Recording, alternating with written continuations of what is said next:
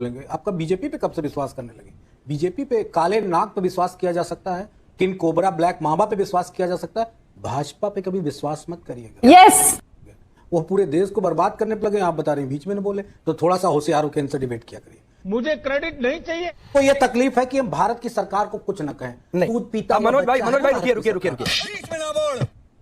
आपने जो बयान सुनवाया ना, पहली बात सुनेगा, पहली आगे तो बात की अलबत्ता उसमें बीजेपी थोड़ी नहीं सुनेगी आपको। अलबत्ता उसमें भारत सरकार को दोष दिया गया है। अब मुझे नहीं समझ में आता है कि होम मिनिस्ट्री और एजुकेशन तो दोनों इधर राज्य के पास है, तो भारत सरकार कैसे दोषी? पहली बातचीत। ये हमारा सबसे वफादार कुत्ता है।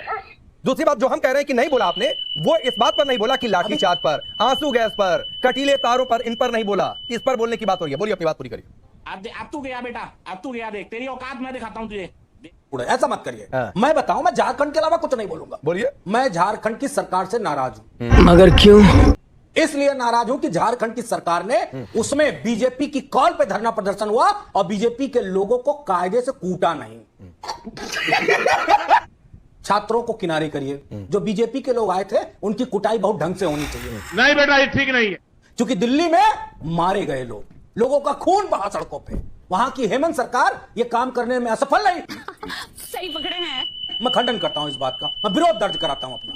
ना तो उनके ऊपर कील वाली लाठी चली, ना उनके ऊपर ढंग से पैलेट गन चली, ना उनके ऊपर कोई उस तरह का बात हुआ। वो पीठ दिखा रहा था कंधे पे बैठ के, मैं शहीद हो जाऊंगा। जो डायलॉग यहां दिल्ली में शहीद वाली बात कही थी, उसके सर पे कील लगी थी और उसका खून बह रहा था।